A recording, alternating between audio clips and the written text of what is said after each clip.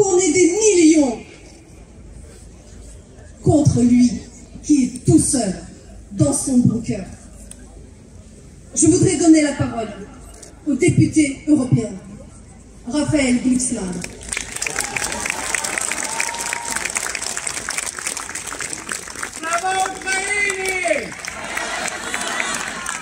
Aujourd'hui, le sort de l'Europe dépend de femmes et d'hommes qui résistent sur le terrain. D'hommes et de femmes qui étaient, il y a encore peu de jours, des mécaniciens, des professeurs, des musiciens, des cuisiniers, des étudiants, et qui ont pris les armes pour défendre leur pays, et au-delà de leur pays, nos pays, pour défendre leur démocratie, et au-delà de leur démocratie, nos démocraties. Alors j'aimerais commencer en vous demandant de faire un maximum de bruit, qu'on vous entende à Kiev, à Kharkiv, à Mariupol.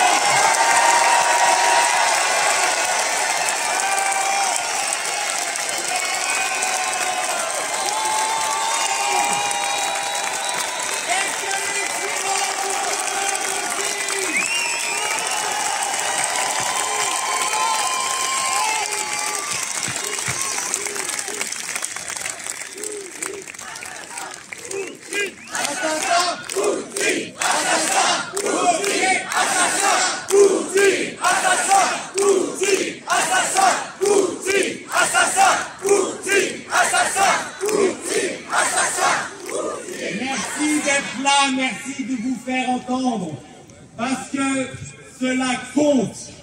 Vous savez, quand le fascisme frappe à votre porte et largue ses bombes sur vos villes et vos villages, vous vous sentez seul, seul dans la nuit noire du totalitarisme.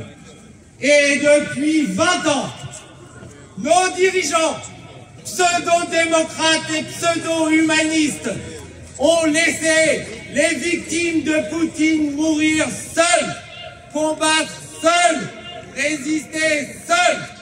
Poutine rase Grozny, on l'invite à Versailles. Poutine rase Alep, on l'invite à Versailles. Poutine rase l'Ukraine, qu'il dégage de Versailles.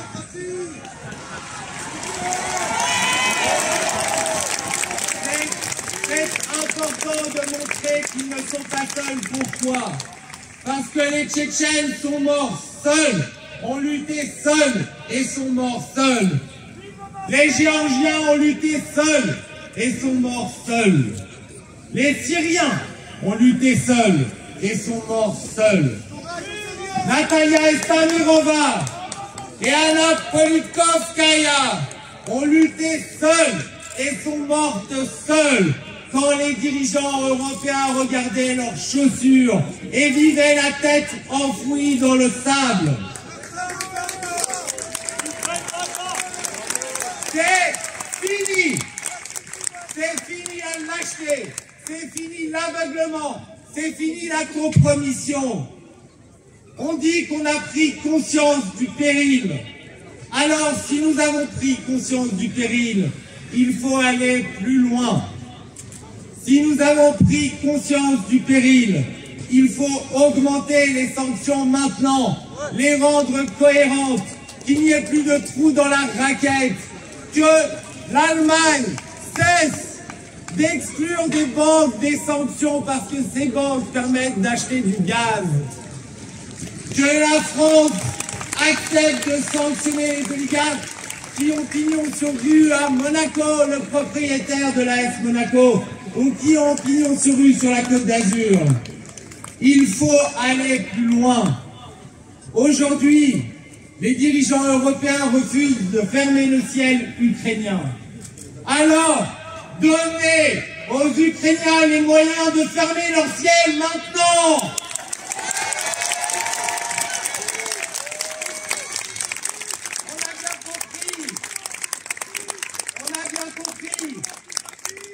Que nous n'enverrons pas d'armée combattre. Mais alors, aidons vraiment celles et ceux qui n'ont pas d'autre choix que de combattre parce que c'est leur terre, parce que c'est leur pays, parce que c'est leur village, parce que c'est leur ville, parce que c'est leur vie, parce que c'est leur famille. Aidons la résistance ukrainienne.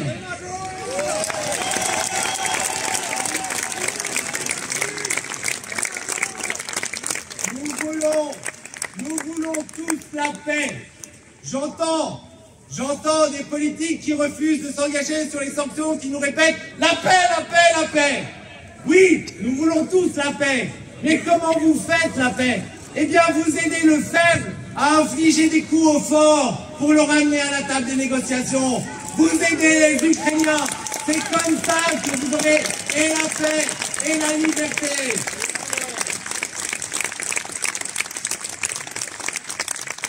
Alors oui, si nous prenons des sanctions massives qui auront un impact à Moscou, si nous boycottons le gaz et le pétrole qui sont les véritables veines de ce régime, eh bien il y aura un coût à payer. Parce que toute sanction efficace suppose un coût, un prix à payer. Mais qu'est-ce que c'est que la politique? La politique, c'est de savoir quel prix nous devons payer et quand et pourquoi. Et le prix que nous aurons à payer maintenant est infiniment moins grand que le prix que nous aurons à payer si nous sacrifions et si nous abandonnons les Ukrainiens.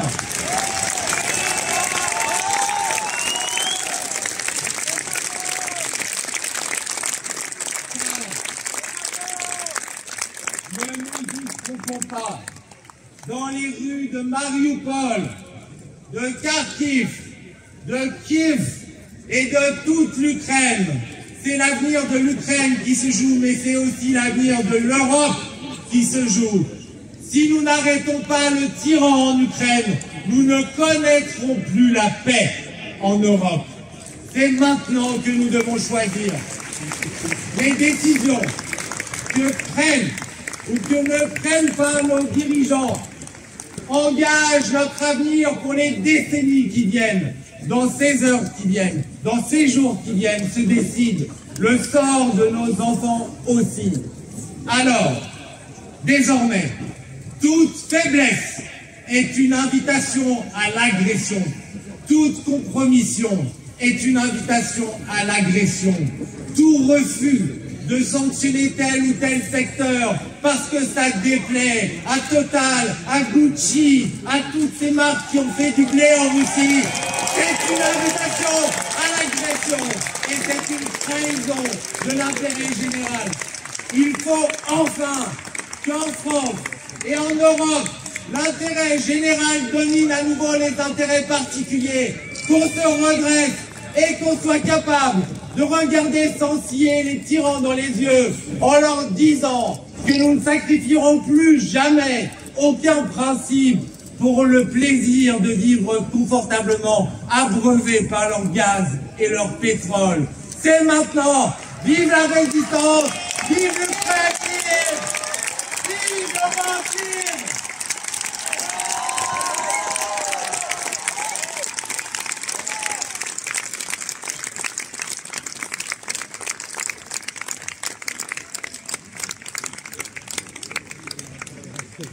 Merci. Merci Raphaël Glucksmann et j'espère que tous les députés européens soutiendront l'Ukraine dans notre combat. Il faut savoir qu'en ce moment même, en Ukraine, il y a des Français aussi qui restent sous les bombes avec les Ukrainiens. J'ai une pensée pour l'ambassadeur de France en Ukraine qui est à Lviv actuellement. Il faut dire que l'ambassade de France était la dernière ambassade à quitter Kiev. Son épouse est là avec nous. Elle a besoin de notre soutien également.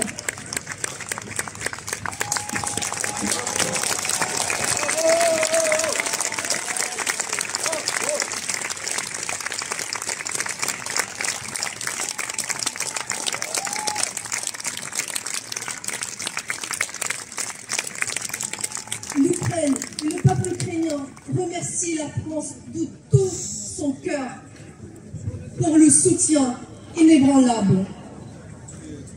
Je voudrais donner la parole au premier secrétaire du Parti socialiste, Olivier Faure.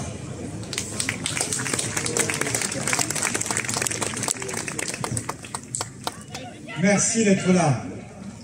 Merci d'être là à Paris comme à toutes les capitales européennes où des femmes et des hommes ont décidé ensemble de défendre la liberté. Merci Paris.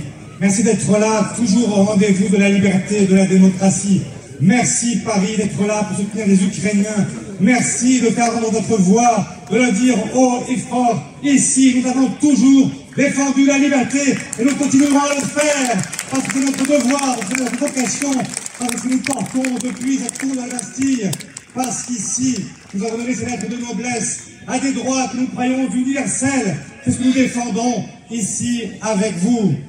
Dans toutes les capitales d'Europe aujourd'hui, on se lève. En France, oui, mais même en Russie, même à Moscou. Et tout à l'heure, j'entendais avec émotion ce que disait Madame de l'association France-Russie. Oui, même le peuple russe n'en peut plus de son tyran, n'en peut plus de celui qui a ruiné son pays au profit de quelques oligarques qui ont tout pris à leur peuple, tout pris à leurs enfants, tout pris, oui, tout pris, et qui les envoient maintenant à la guerre en Ukraine. Je vois ces jeunes soldats qui ne savent même pas pourquoi ils sont aujourd'hui en Ukraine à tirer sur leurs frères, ceux que leur a présentés jusqu'ici comme étant du même sang, de la même culture, de la même matrice. Oui, c'est insensé ce qui se passe aujourd'hui. Et nous sommes là ensemble pour le dire, ensemble pour dire que nous ne laisserons pas faire. Et je suis fier de cette Europe qui sait aujourd'hui se réunir. Oui, l'Europe n'a pas toujours été au rendez-vous. Oui, il y a eu la Tchétchénie. Oui, il y a eu la Géorgie. Oui, il y a déjà eu la Crimée. Oui, il y a eu aussi Alep. C'est vrai. Mais aujourd'hui, l'Europe, elle est là. Elle se lève debout. Et nous sommes là, tous Européens, à plaider ensemble. Et c'est formidable de voir une nation européenne se créer sous nos yeux. Alors merci, chers amis. Levons-nous encore, battons-nous ensemble. Nous sommes ici de différentes formations républicaines. Et c'est aussi formidable de le savoir que nous savons aussi nous regrouper parfois, malgré nos différences, être là ensemble pour défendre l'essentiel. Alors merci, peuple de Paris, merci, peuple français. Vive l'Ukraine, vive l'Europe, vive la République française.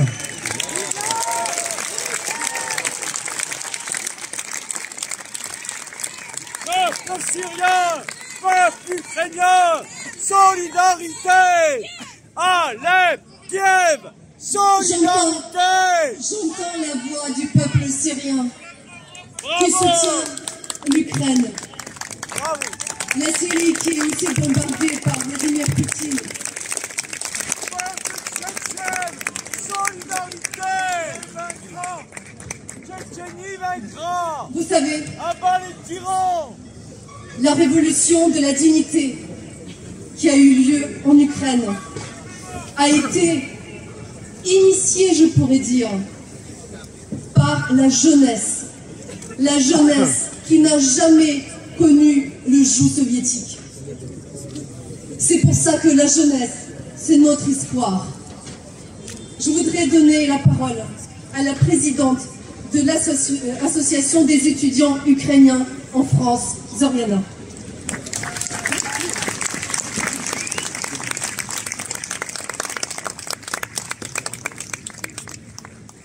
L'Ukraine, à l'heure actuelle, est menacée de disparition par un dictateur devenu paranoïaque qui n'a plus qu'un seul objectif: reconstituer une Russie dans les habits de l'ex-Union soviétique. Et sans doute aucun aller plus loin encore. La Russie n'a pas de frontières, dit-il. Rêve de puissance, de mégalomanie. Bref, on a déjà vu ce comportement il y a quelques décennies et nous en vîmes les résultats. Non, évidemment, les nazis ne sont pas en Ukraine. Mais vous le comprenez tous, ces nazis sont au Kremlin.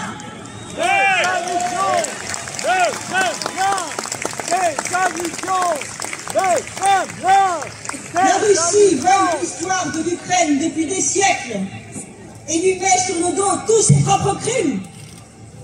Et maintenant, elle lui vole toute sa terre et veut exterminer tout son peuple. Non à un second génocide ukrainien.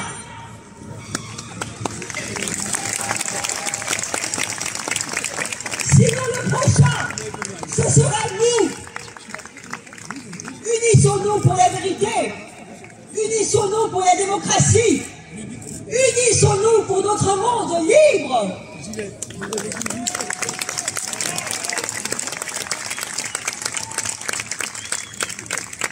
Jamais ce peuple artisan de Maïdan ne se fera désormais dompter par ce satrape dictateur installé au Kremlin. Mais pour cela, nous devons les aider. Nous devons aider les Ukrainiens et mettre leur ciel en zone d'exclusion aérienne.